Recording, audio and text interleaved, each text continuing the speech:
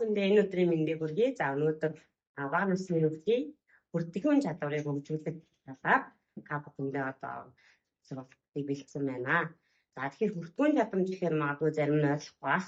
Ерөнхийдөө одоо хүүхдийн харах, сонсох, үнэрлэх, амтлах 5 метр хүн чадамжийг жиг хөгжүүлэх тухай ярьж байгаа. Тэгээ өнөөдөр та бүхэндээ одоо өөрийн шав уянгаатай хамтраад менцерийн тоглоомын албаар хүүхдийг одоо гэртэн хэрхэн хөгжүүлэх болон ямар нэг одоо тасал даалгавруудыг хийлгэж болох талаар танилцуулнаа. За яагаад бүртгэн чадамжийг одоо бага наснд нь хөгжүүлэх шаардлагатай байдаг вэ гэхээр таны мэдхэн одоо суурийг тавьж өгдөг буюу за бид нэрээд одоо 1967 оны үеэр бол хүмүүс одоо IQ чадамжийг хөгжүүлэхийг маш их чухалчилдаг байлаа. Тэгвэл тэр IQ чадамж одоо суурь нь яг юу байдаг юм бэ гэхээр ер нь бол одоо бүртгэн чадвар буюу энэ 5 метргүй эрхний жиг төглөөд хөгжүүлж чадсанараа хүүхэд ирээдүйд альваг хурдан сэтгэн боддог, юм гарын ивд үдээ, жижиг зүйлийг анхааран ажигладаг, ажигч гахай, төлөвлөсөн, за нөгөө талаасаа бас төвчээртэй, төл хөдлөлөө удирдах чаддаг чадваруудын бүх чадвараас өөр нь бүртгэн чадвар юм аа. Нөгөө талаасаа эргэн тойронд байгаа орчноо ажиглах, судлах, байгаль, нийгэм, орчинтойгоо одоо харилцаатай өсөх хөгжүүд зайлшгүй чухал хэрэгцээтэй чадварын нэг болдог учраас эцэг эхчүүд та бүхэн хүүхдийнхаа таны мэдхүү түн дундаа альва зүйлийг хүртэн хүлээж авах чадварыг сэтгэл заасан. За тэгэх юм бэлдсэн байгаад зайл үйлрээ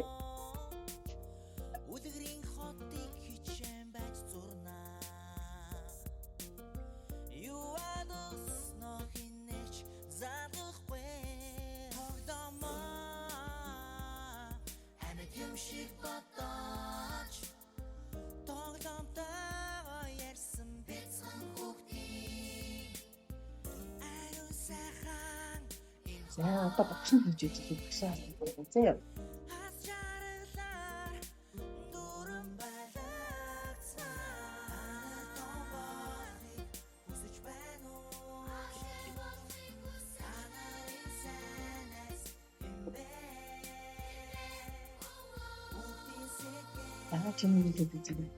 За энэ болохоор нөгөө хийх за хийгэр тэмүүлээ хийх үстэй.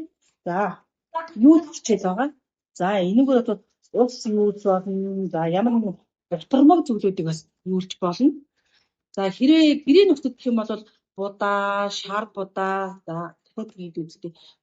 Будаа, шар будаа, за гурвалжин будаа гэж за гэрт одоо ямар л нөгөө төрлийн будаа байна. Яг тэр будаагаар бас ингэж юулж болно. Бас ус бэж болно. За усыг ингээ 2 сар руу ээлжлээд юулах. За хүүхдүүд бол маш сонирхолтой. За ингээд цав руу ингээд хийхэд за тэр нөгөө юулж байгаа нөгөө нэг будааны нөгөө нэг гаргаж байгаа дуу чимээ хүртэл хүүхдэд аягүй тийм сонирхолтой байдаг. Тэр нь юу л хичээдэг хүүхдийн нөгөө нэг юу яа одоо сонсгол за тэгээд гарын нөгөө нэг метр нөгөө жижиг гарын нөгөө хурны нөгөө жижиг булчингуудыг бас дэмжиж өг. Ийм даваа талтай. За тэг гэрийн нөхцөлд нөгөө гарын доорх материалаар өөртөө гэрт нь юу байна яг тэггээр ашиглах боломжтой. За тэр хамгийн гол нь цорготой байх хэрэгтэй. Энэ цоргоороо яг нь савруугаа юулах юм. За юулж явах явцдаа энэ хэрвээ энэ падносон дээр ботормог зүйл шингэн зүйл маань асарсан тохиолдолд хүүхд өөрөө тэр алдаагаа олж харна. За бид нар яг нь за чи энэ ингээ асфальтлаа ингээд гацгаа тавьчлаа гэдэг тэхээсээ илүү хүүхэд өөрөө алдаагаа олоод өөрөө алдаагаа батгах бас юм байна. За энэ хичээл маань болохоор халбгаар зөөх гэдэг хичээл байгаа. За халбгаа. За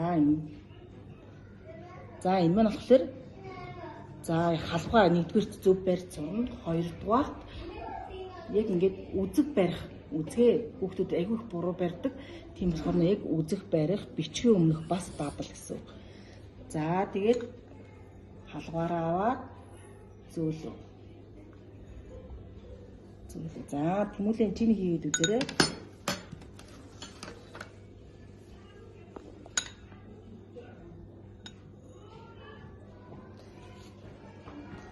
За халбаа зүв бариараа гэж тэгээд идэг. Яг халбаа яаж хэрхэн барих вэ? Тэгээ үзгээ бас зүв бариараа, харандаага зүв бариараа гэж хилээд идэг боловч яг нөгөө нэг зөв барих аргын за яг ингээд анханаас нь ингээд 2 настай 3 настайгаас нь яг энэ юугаар дамжуулаад энийг энэ хэрэлтгүүнээр дамжуулаад бас олгох боломжтой. За энэ маань дандаа нөгөө нэг бичгийн өмнөх үе шат байгаа.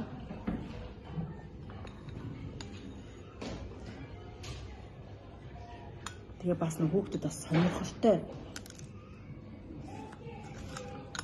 За бүр нөгөө нэг юу явал хүүхдүүдийн нөгөө тасарсан нөгөө шүр суус байдаг. Тийм зүйлүүд бас их юм бол айгүй сонирхолтой. Ингээд халбаар зөгөд тог гэж орно. За тэгээд байнга ингэж хийгээд хөвшүүлсний дараа хүүхд яг халбаа зүг барьдаг болно. Бас үзгээ зүг барьдаг болно. За үзгээ зүг бариа сурчвал хүүхэд нөгөө нэг сургуульд ороод за нөгөө үзгээ буруу барьснаас хүүхэд нөгөө маш нөгөө юу яаж идэг хүчил төрөгчийн дутагдалд орж идэг. Бас ядардаг нөгөө аюу хүчтэй барьснаас тийм болохоор бас тэрнээс сэргийлж болно.